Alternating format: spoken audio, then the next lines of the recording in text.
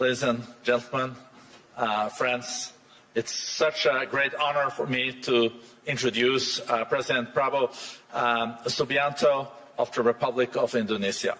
The Forum is so proud to be a strong partner for Indonesia's across a range of areas, and also are very delighted to formalize our support for your important efforts towards the Ocean Impact Summit that is happening this summer in Bali. In this respect, I would like to thank you, Mr. President, for your leadership in unlocking Indonesia's significant blue economy potential.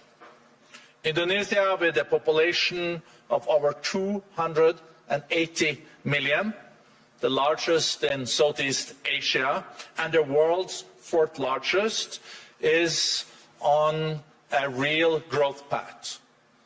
We're expecting 5 to 6% economic growth this year, and that is also demonstrating the country's crucial role as an anchor of stability, dialogue, and resilience in an increasingly turbulent and uncertain global geo-economic environment. Once again, Mr. President, we're so delighted to have you here.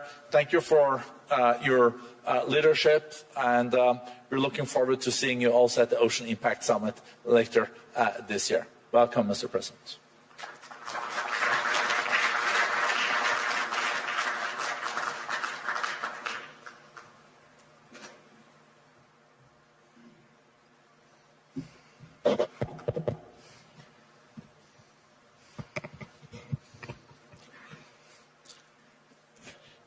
Distinguished President and CEO of the WEF, Mr. Borge Brande, ladies and gentlemen, Bismillahirrahmanirrahim. Assalamualaikum warahmatullahi wabarakatuh.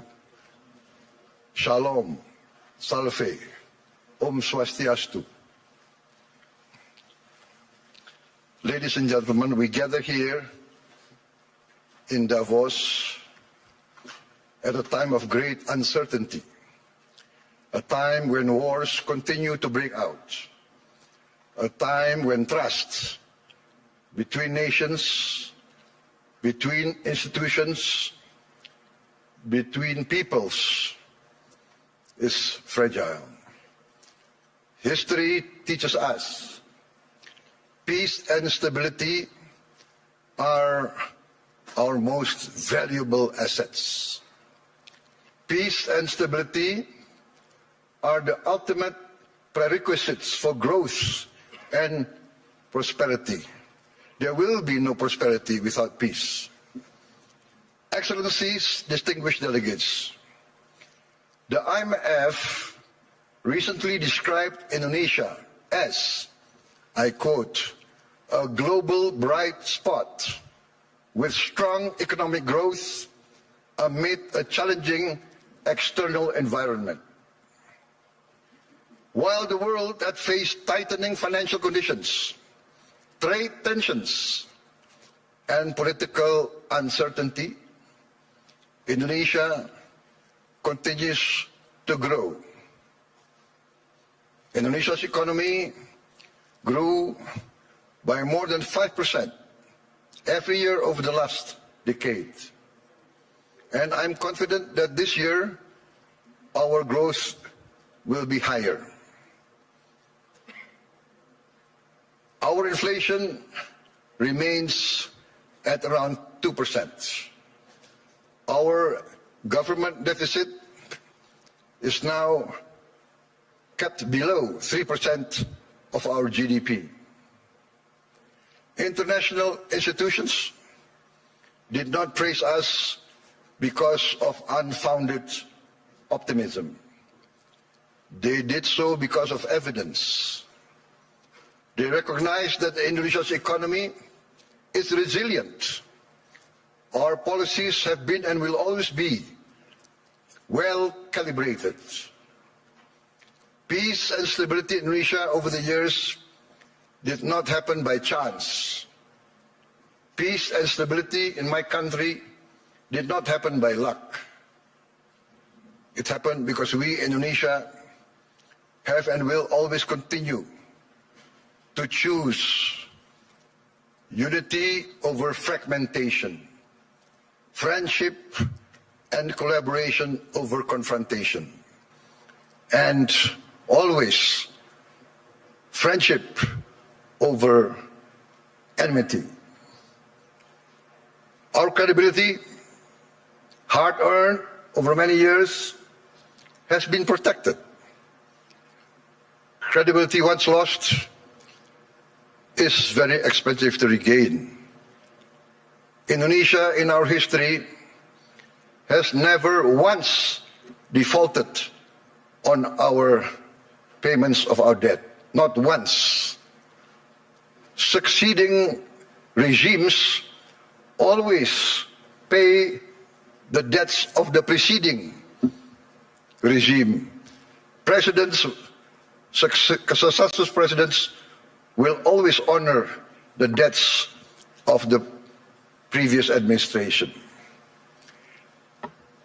Excellencies, distinguished friends, in addition to requiring peace and stability, growth requires statecraft and capital, in particular the efficient allocation and reallocation of capital.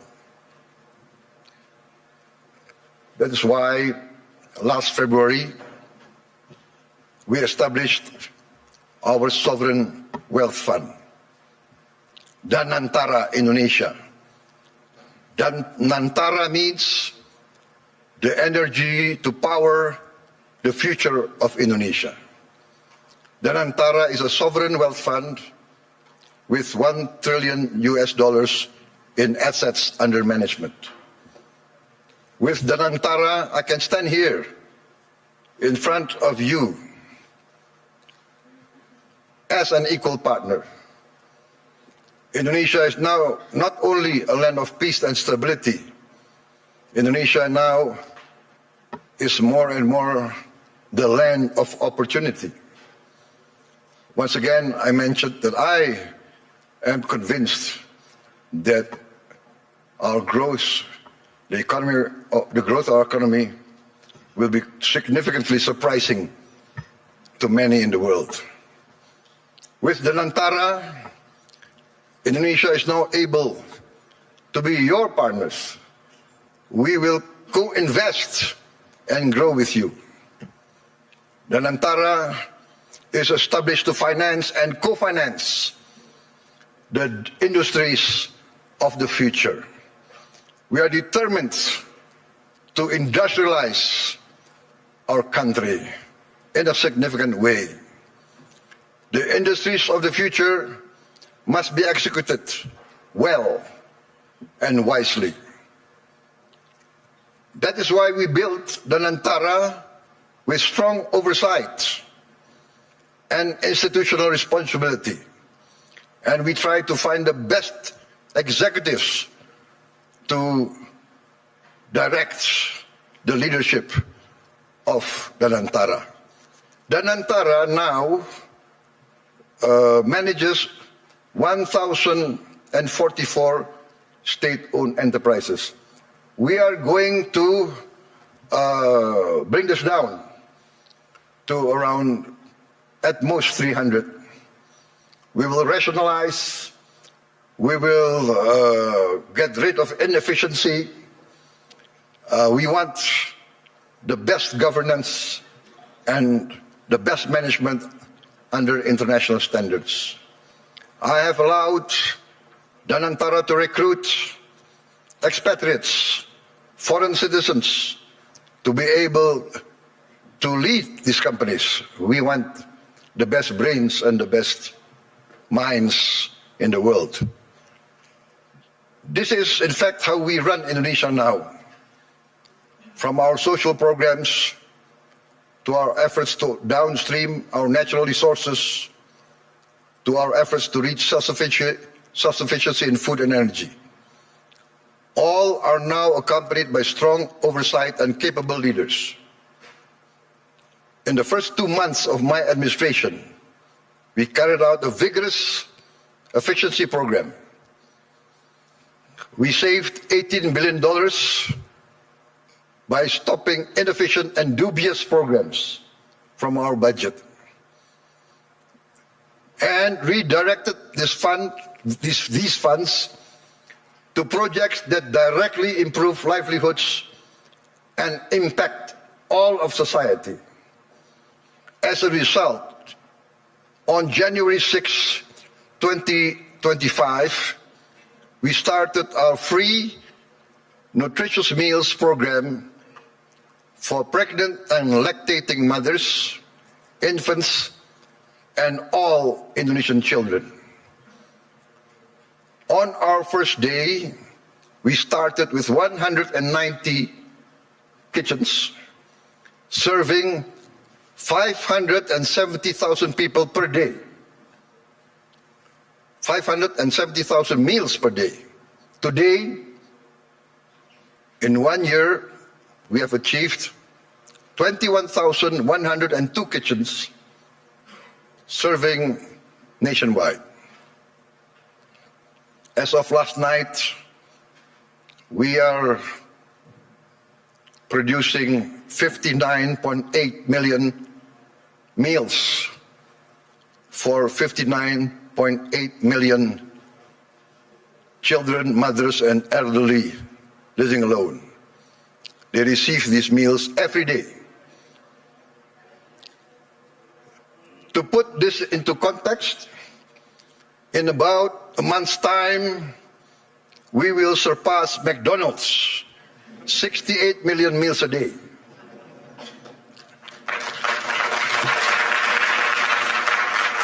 We started in January of last year. This year, we aim to serve 82.9 million meals a day. All children of Indonesia, from the womb of their mother up until they reach 18 years of age, benefit from this program. For pregnant and lactating mothers, we deliver the meal daily to their home. This is also delivered to their homes for the elderly living alone. To put this in the context I mentioned, I think McDonald's started their first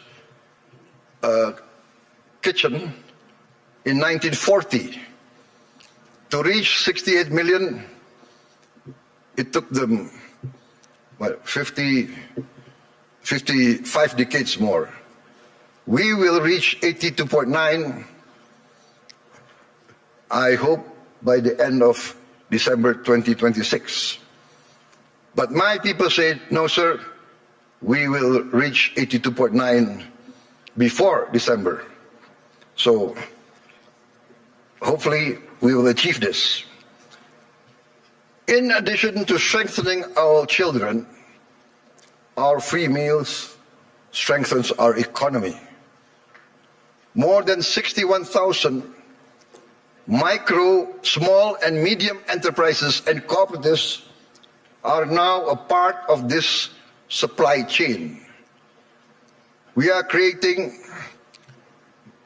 more than 600,000 jobs just at the kitchens. At its peak, we are optimistic it will reach 1.5 million direct jobs with vendors, with suppliers. There will be another more than 1 million livelihoods embraced and improved. This is why I'm convinced that our growth will reach impressive numbers. Our social policies must expand productivity and produce growth. Today, 70 million Indonesians receive free medical checkup, and they will receive free medical checkup once a year for the rest of their lives. And this will increase to all the children and the adults of Indonesia. We are providing free medical checkup to all citizens of Indonesia. This is not a populist program. This is a rational program to save money. By detecting illness, disease at an early stage, we will save much more in the long term in treatment. This actually is a productivity improvement program. My experts say that in the long run, we will save many, many billions of US dollars. Last year, for instance, we renovated 16,140 schools. We equipped 288,000 schools, each with one 75-inch interactive flat panels as part of our digitalization of our education program.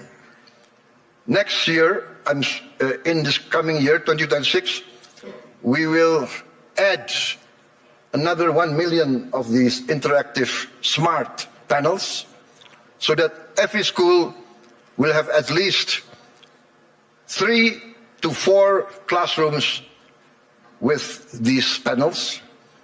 And we hope within 3 years, all the schools of Indonesia will have at least 6 classrooms with digital interactive panels. That means that I, for instance, in Jakarta, I can drop in on any school of Indonesia and I can see the quality of teaching of the teachers.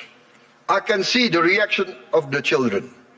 And in the first weeks, we see the enthusiasm of the children, the enthusiasm of the teachers, of the villagers. Many of them cry when they see the panels coming in. We get messages, Mr. President, in the entire history of this village, we have never felt that the central government knows about us.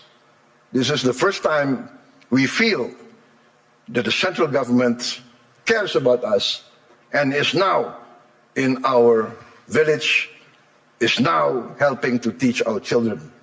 This is, for me, heartwarming, because what we are doing is we are empowering the future generation of Indonesians.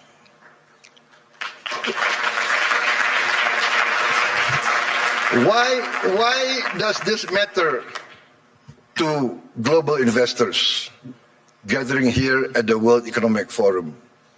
Because I am of the conviction that human capital determines long-term growth, long-term returns. Human development, human resources is the key to a thriving and successful nation. Lack of education is the path towards failed states. No country can hope to be stable and prosper if its people are illiterate, if its people are not able to keep up with modern science and technology. In addition, this year we will increase the renovation. I'm determined to modernize and renovate 60,000 schools. I'm also building 1,000 schools, what I call integrated, comprehensive schools with modern facilities, with modern laboratories, 1,000. I have already, 500, but I've already built 160 schools, boarding schools for the very poor. So this is maybe unique, because usually the children of the upper class, the children of the wealthy, go to boarding school. But I now make boarding schools for the very poor. Their only condition for entering the school is they must come from the bottom deciles of our society. Those who are very poor, I'm taking their children.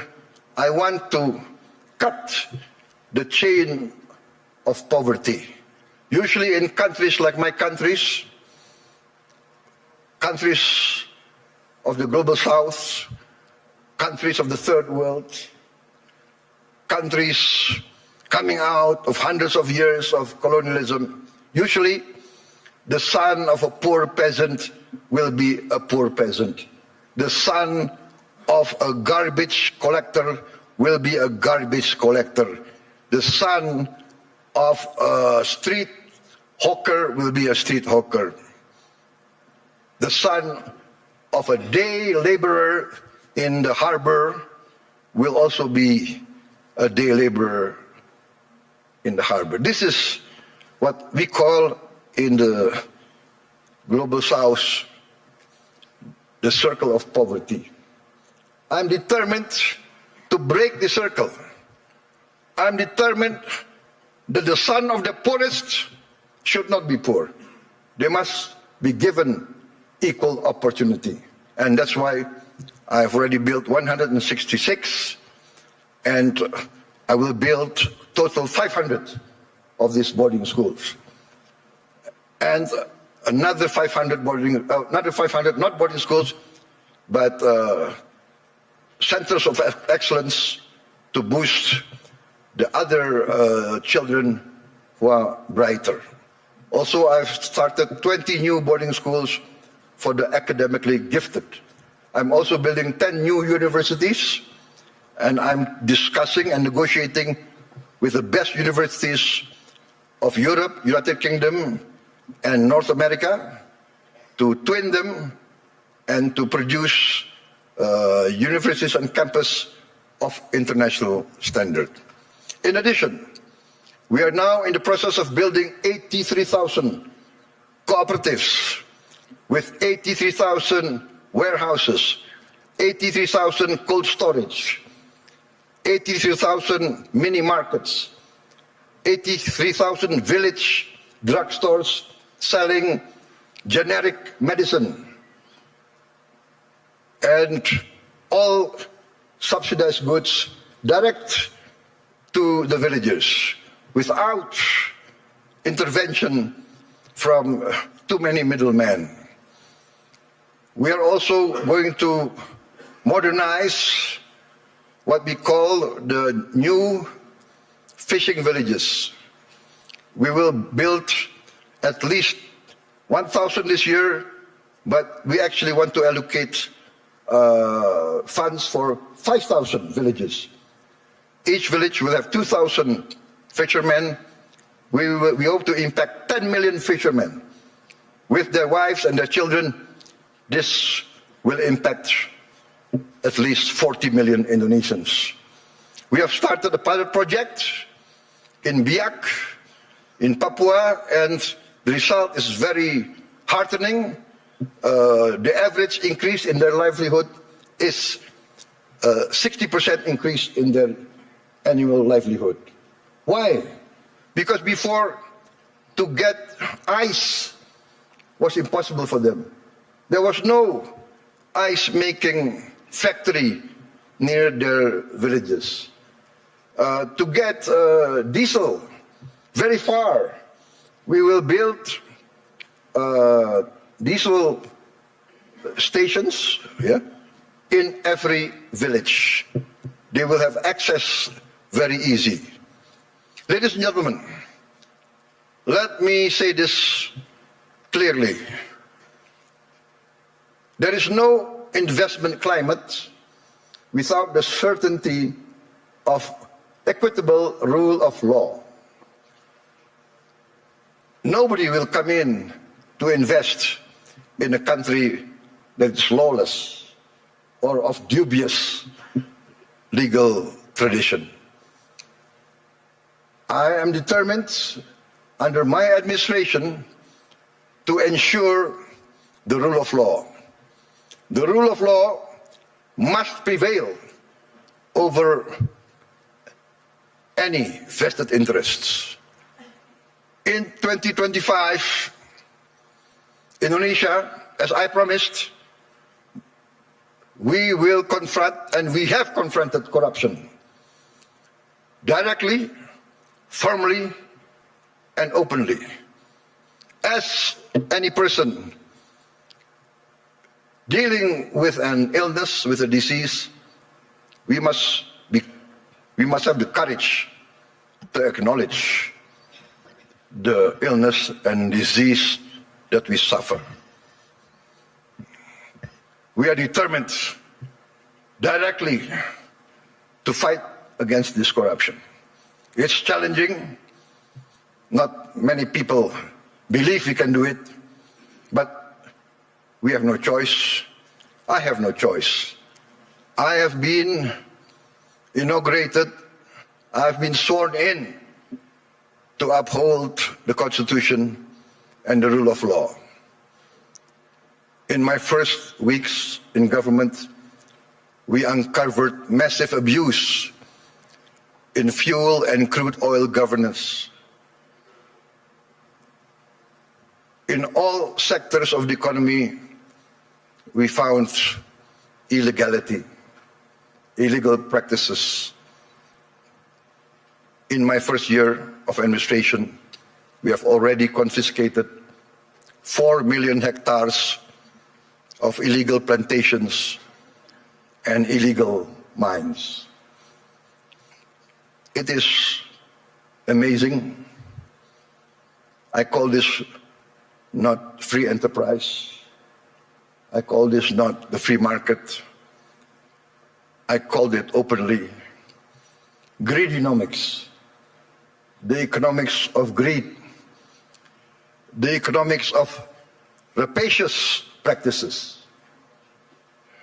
Maybe in many of your countries, there was a period like this, a period of the robber barons.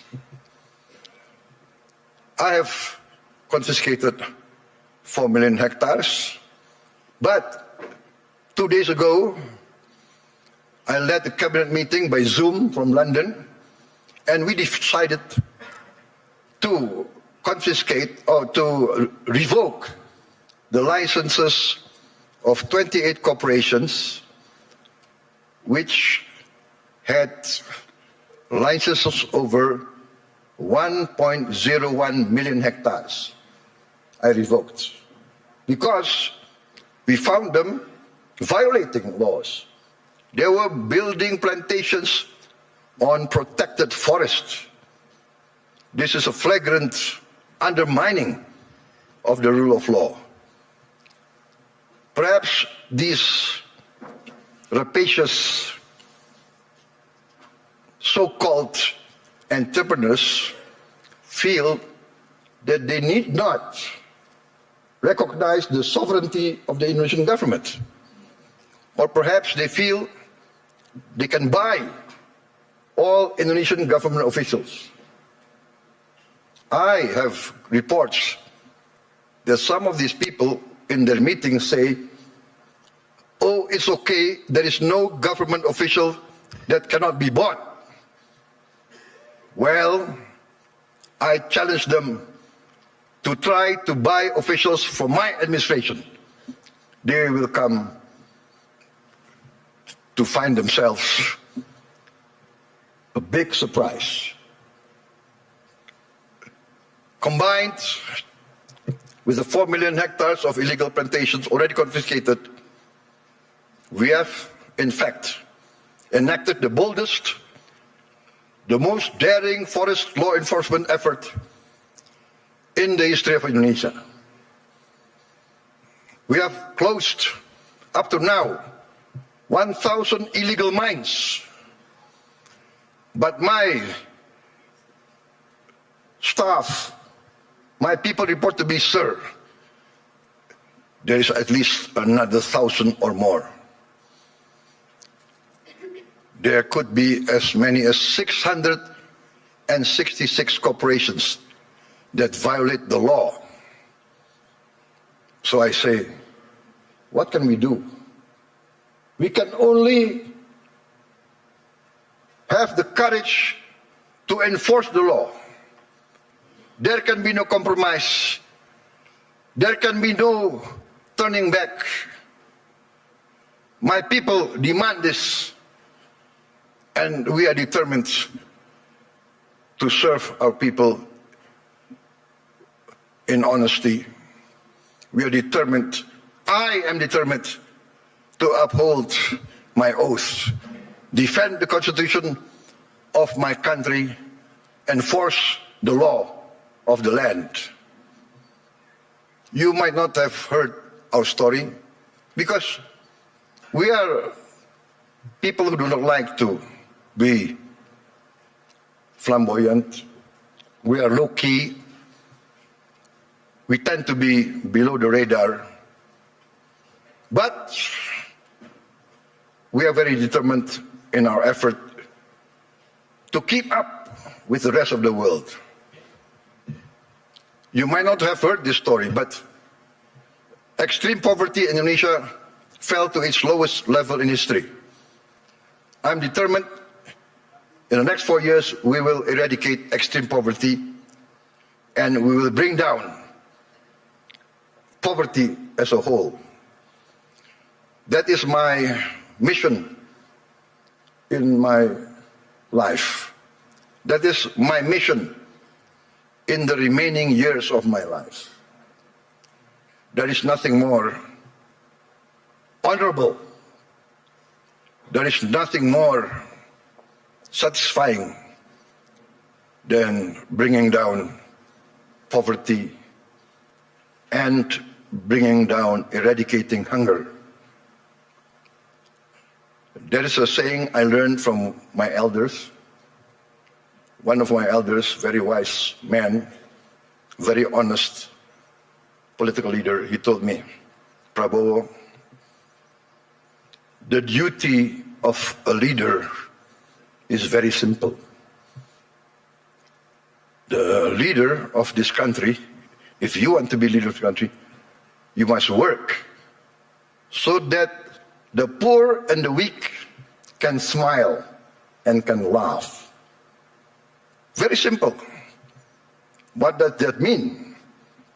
If the poor, the weak, can smile and can laugh, that means they have hope. That means they see a future. That means their livelihood is being improved. So that is my mission now, to make the poorest of Indonesians, the weakest of Indonesians, smile. I think part of this is we must combat corruption, manipulation, malfeasance. Ladies and gentlemen, a few days ago, I was surprised myself. Gallup poll and Harvard University found that a research survey of hundreds of countries found that Indonesia, the Indonesian people, is the most happiest people, the most flourishing country in the world, with the people the most optimistic. This is a bit heartening, but for me also a bit sad. I know my people. Many of them live in shacks. Many of them do not have clean water. Many of them do not have bathrooms. Many of them eat rice with salt. And yet they smile. And yet they have hope. We also achieved self-sufficiency in rice. The first time in many, many years, our rice production is the highest in the history of Indonesia. I gave a target to be self-sufficient in 4 years.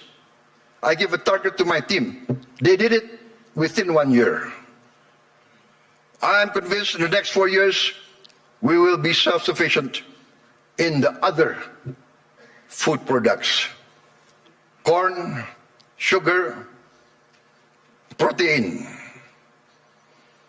Excellencies, distinguished delegates, Indonesia does not fear economic integration.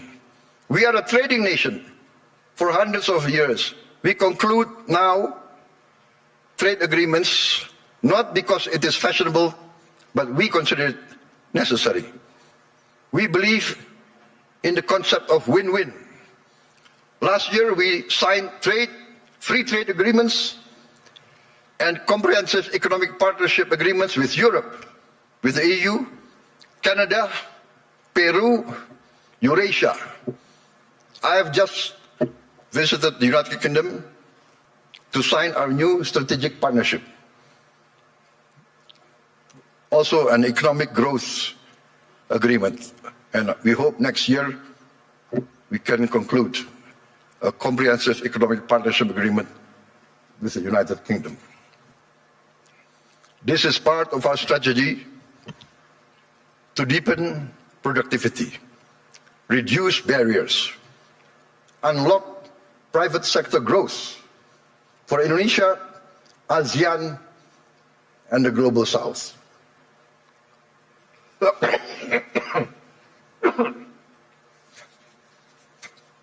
Excuse me. We believe that trade integration, when done fairly, is not a threat to sovereignty. We believe trade is a tool for prosperity. Indonesia has a clear vision. We are determined to become a modern country, integrated with a global economy, providing good quality of life for its citizens, living free of poverty and hunger. But we understand very well this cannot be achieved by slogans alone. It requires determination, good governance, clean government, free of corruption and malfeasance. And in the end, we must have efficient public administration. We must also enact a new culture in our bureaucracy. Our government must serve the general good and must not entrench itself in collusion with greedy and rapacious economic players. Achieving our mission also requires smart investment in infrastructure, simplifying rules and regulations, getting rid of too much red tape, and of course, significant investment in health and education. Distinguished delegates, friends, economic growth requires a dynamic private sector. Indonesia is and will always be open for foreign and domestic investment. And we realize the prerequisite for investment is political and economic stability. Also, the certainty of equitable rule of law, guaranteed by a strong, clean and democratic government. Indonesia today offers sustainable growth with stability. We may be very low-key, we may be below the radar, we don't like to be flamboyant, to be bragging. We believe in evidence, evidence-based action. In fact, I was invited to speak last year here, and I declined. Why? Because had I come last year, I would have only been leading my administration only for 2 months. So what will I be able to say? I will only be able to talk, to give platitudes. Today, I stand before you with confidence, with pride in our achievement. We have in 1 year achieved tremendous gains, tremendous reforms. We have wiped away hundreds and hundreds of regulations that do not make sense, regulations that hinder fairness, that create the culture of corruption. Hundreds of regulations we have wiped out in 1 year. Ladies and gentlemen, peace and stability is a long and arduous program.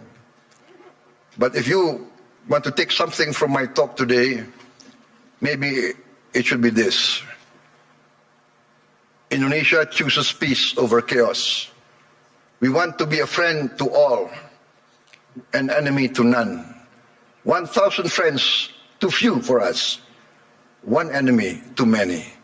We want to be a good neighbor, a good, responsible citizen of the world, protecting the environment, protecting nature. We must not destroy nature. We must live with nature. We must maintain and be a part of a future full of hope. Hope grounded in credibility, execution of sound public policy, and continuous record of growth with equity. Let us build the world we want to live in together. Let us continue the journey to improve the quality of life for all, to live in peace, freedom, friendship, tolerance, coexistence, and cooperation for all races, all ethnicity, all religions. Let us continue our pursuit of justice for all, security and freedom for all. I look forward to seeing many of you here in this room, in Indonesia, because in Bali this June, we will host the first Ocean Impact Summit, together with the World Economic Forum, which Indonesia is sponsoring, together with the important participation of Mr. Ray Dalio and his research vessel, Ocean X. There is a SpaceX, I think, from Mr. Elon Musk, but I think Mr. Ray Dalio is one of the pioneers in ocean research. And Indonesia, being 3/4 sea, we are very concerned about the future of our ocean. Ladies and gentlemen, thank you very much for your attention. May you go in peace with the blessing of the Almighty God. Wassalamualaikum warahmatullahi wabarakatuh. Shalom, salve, Om Shanti, Shanti Om. May peace be upon us all. Thank you.